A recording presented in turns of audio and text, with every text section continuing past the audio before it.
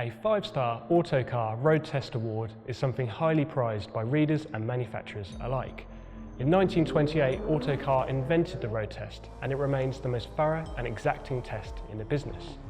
12 months ago, the McLaren 570S was named a 5-star car at the Autocar Awards, and 12 months later, the newest McLaren, the 720S, received the same award. With me on the judging panel was Autocar's road test editor, Matt Saunders, and we're going to find out why the two cars got their 5-star awards. Now Matt, the 720S, what is it that made that a 5-star car? The reason we road test cars in the way we do is so we can get objective benchmarks to prove what we're saying. You know, praise and criticism about a car can be backed up by something solid. And if you look at every single benchmark that car set, acceleration sub 3 seconds to 60 miles an hour, sub 6 seconds to 100 miles an hour, stopped from 70 miles an hour in less than 40 metres, every single thing it did on that day, on that track, was truly exceptional.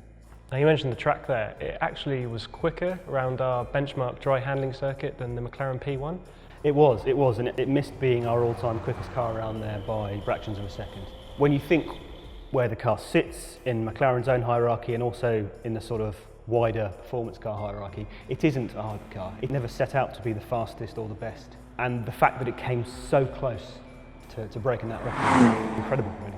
And the one thing about McLarens is they're incredibly quick, but they're also incredibly usable, and the 720S is a car you can use every day. If you think the way supercars were 15, 20 years ago, probably not even that long ago, there weren't cars that you would think about taking to work a day or two a week. They weren't cars really to throw a couple of people in and luggage and try and take anywhere for the weekend. They really were dedicated to you and your amusement factor, whereas now the 720S could easily be a weekend car.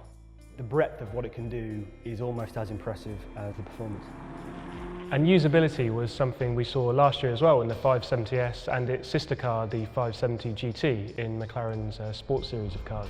The GT is an interesting car and a really interesting addition to the McLaren range, I think, because it was them trying to do things a little bit differently. They were reaching out to people maybe hadn't bought a McLaren before. I think the way they understood the needs of those customers who were going to be new to the firm, and the way they just softened the edge of the 570S and added that little bit of usability and practicality, but they still kept the soul of the car intact. And the dynamic appeal of that car is identical to a 570S, really. It's just a bit more habitable and a bit more comfortable. I think it looks probably better than a 570S in a lot of ways.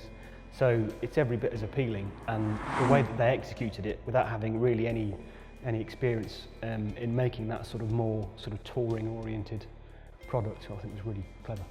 And now with the 720S, we've found that the McLaren 570S and 570 GT sit within the range a lot better. They're almost uncomfortably good compared to the sort of 650S and the McLaren Super Series cars before them. In a way, I think the 570S and the GT felt like that next generation car because they were that much better than what went before. Now we're seeing that effect with the 720S. So Lord knows what we've got coming with the next Ultimate Series car, but it's going to be very special, I'm sure. And you almost forget that McLaren has only been making cars in this decade. It is a company so young still. You know, they've come from nowhere. They're not even a decade old yet, as you've said, and to establish themselves so quickly and be doing so well straight away is exceptional.